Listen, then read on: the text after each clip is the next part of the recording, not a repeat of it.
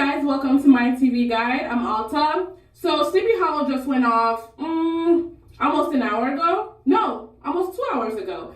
So it just went off. It was called The Weeping Lady. That's what it was about, at least. So we met someone else from Ichabod's past, and as usual, he did that person wrong, and as usual, something terrible happened to them, and as usual, they rose, back up from the dead. And it was a good episode. It was entertaining, it was all that stuff. Miss Katrina finally showed out as far as doing some magic. They revealed that, okay, makes sense, Henry would do that.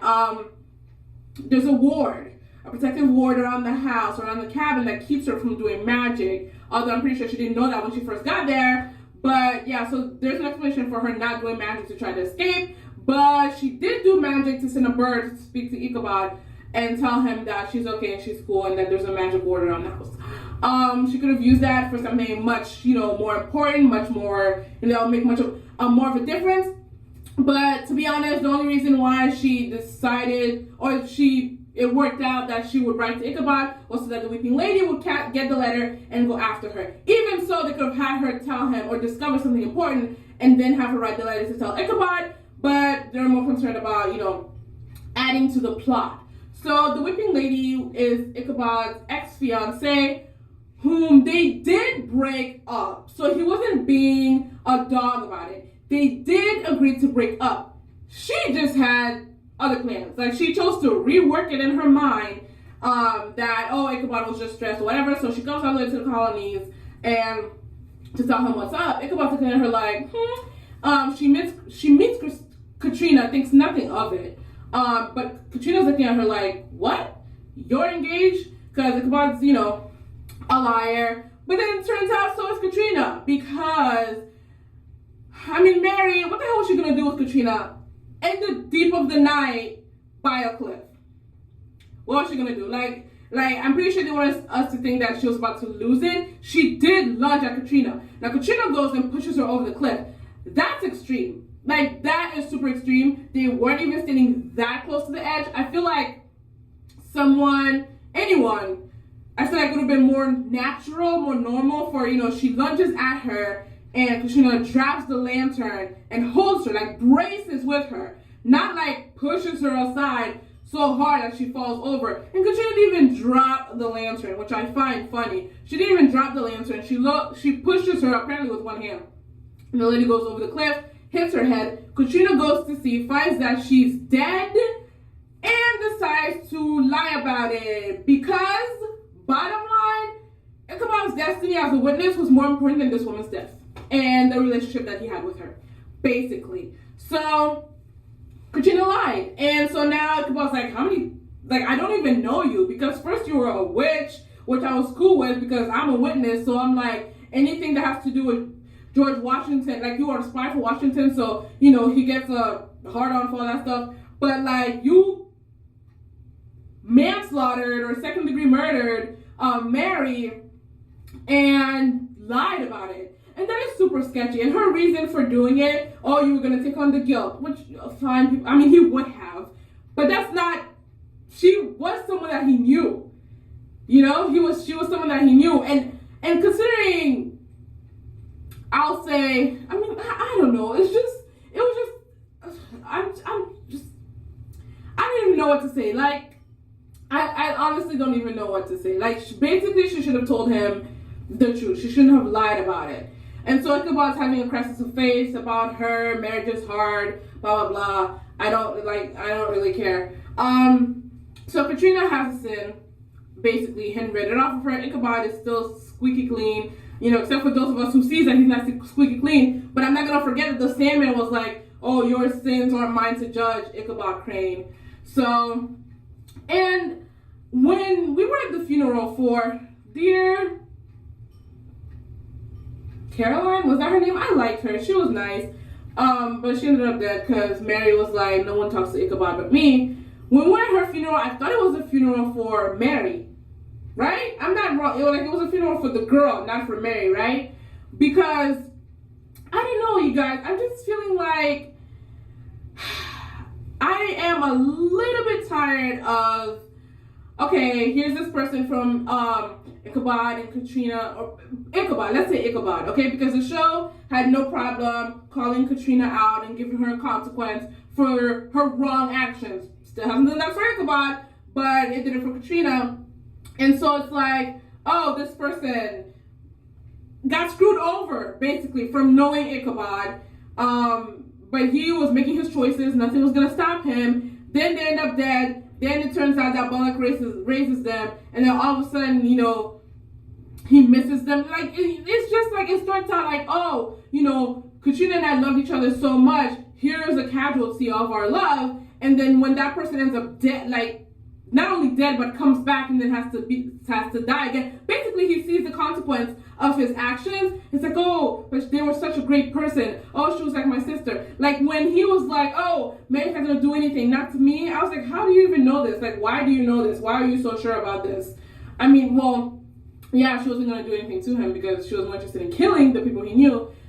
But it's like, whatever. Like, the episode was good, but it's like, there's a part of it that there's a part of it that was tiring because there's a part of it that's like a repetition that we've seen before and we'll probably see again. So she tries to go after Abby, tried to drown her, but Nick gave her mouth to mouth. And so at some point, surprise, surprise, Jenny showed up, and it turns out that her and Nick had something, but they agreed to keep it, you know, professional after they did the deed or whatever. But it seems like Jenny is not, you know, taking him seriously. She's not taking him at his word, and it looks playful. You know, she kissed him and then she walked away with the coffee. And he's like, oh, Mills, that's not fair. But I'm getting from it that she's actually invested.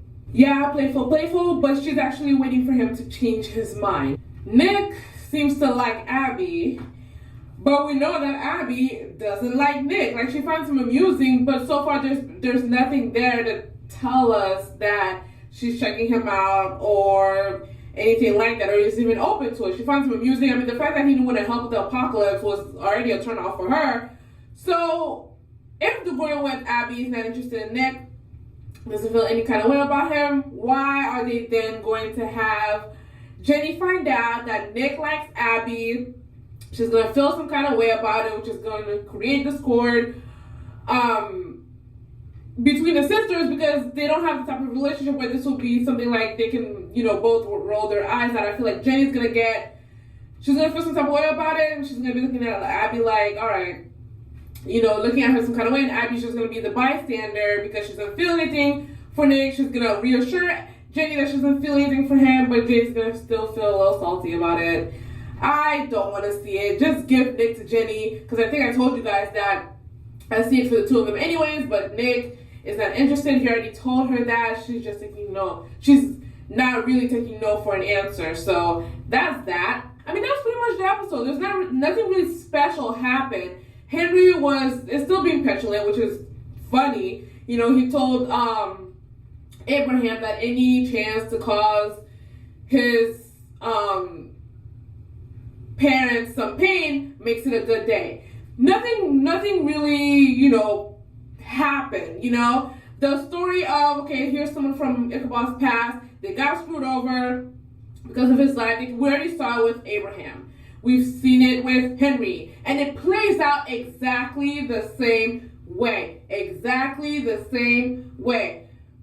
Ichabod cared for the person. Or in this time, Katrina, they cared for the person very much. It's just so that happened that Ichabod and Katrina, they were those that are meant to be. They fell for each other. So too bad for the other person. The other person gets bitter, dies bitter, wakes up bitter, you know, tries to get revenge. They end up dying. Ichabod feels bad and says some words and then cut, done, roll credits. So there's nothing new to say about it. I mean, the only thing new that we got was that Katrina, you know, she knew that Mary died. She was there when it happened. It was an accident. I do believe it was an accident, because if hers wasn't an accident, then Abraham dying because of that thing with Ichabod wasn't an accident either. So I do believe that it was an accident. She just stupidly didn't tell him, and now it's created discord between her and Ichabod. But who really cares? I mean, this was a look into Katrina, but I mean, besides the fact that we just a truth was revealed about her past, what effect is this going to have? You know, like it was nice to look at, but as far as talking about it, and there's nothing to speculate. Here's the fact: it happened. The end. You know, her and Ichabod didn't really get to work it out. And I mean, what I'm about to say is kind of ridiculous in terms of the fact that I feel like Ichabod holds Katrina up on a pedestal, anyways. And what's ridiculous about it is that, you know, holding someone, because I'm talking about the fact, because I'm seeing this, but it was just revealed that someone died and she knew about it and she lied about it. That's not really what you think of when you're like, oh, you shouldn't hold this person on a pedestal because they might have like hit a death. So I mean, but separate from that, Ichabod does hold. He does put Katrina on a pedestal. He does see her as this person who, oh, she's more important now than ever. We truly need her help in this fight, and so far, she hasn't really helped at all in the fight. Nick's been doing more than she has. He gave them that bow that helped them with Mary. But I was happy to see Katrina do magic in this episode. I've been waiting for it. She did magic. She did it with Abby, but then when death came, she credited Ichabod for saving her life. Not true at all, but she credited it. What's going to happen between Ichabod and Katrina after this? I don't know. They're going to be fine. They're going to be just fine. The show's not going to take that relationship away yet. And that's pretty much it. I mean, that's pretty much it. It wasn't anything earth-shattering or anything like that. Ichabod was, you know, talking, reflecting, whatever at the end of the episode, like he usually does. Abby even called it out. Is this a Katrina thing? So that was that. It was a nice episode to look at. It was good, but in terms of advancing the characters, Katrina lied about something, but I mean, she didn't do it on purpose. She didn't mean it. It was a sin. The lie was the sin, not the murder, because she didn't murder the woman. But the plot, or Ichabod knew this person, whatever, we've seen it already. It played out the exact same way. He identified her by a piece of cloth, just by looking at a piece of cloth, which was, all right, we'll take it. But that was the episode. It was nice. So next week, it was very, very fast. It didn't tell us anything about the plot, I don't think. But Moloch, he took Henry to the mat for summoning the Weeping Lady in the first place. He's like, you're a soldier, you don't think. And I'm wanting to see if Henry will rise up against Moloch. Maybe his position as the horseman just means that he can't. But I can see it happening because so far Moloch is chastising him more than he's praising him. And I feel like Moloch is going to look, because he wants approval from Moloch. Moloch is a parent to him.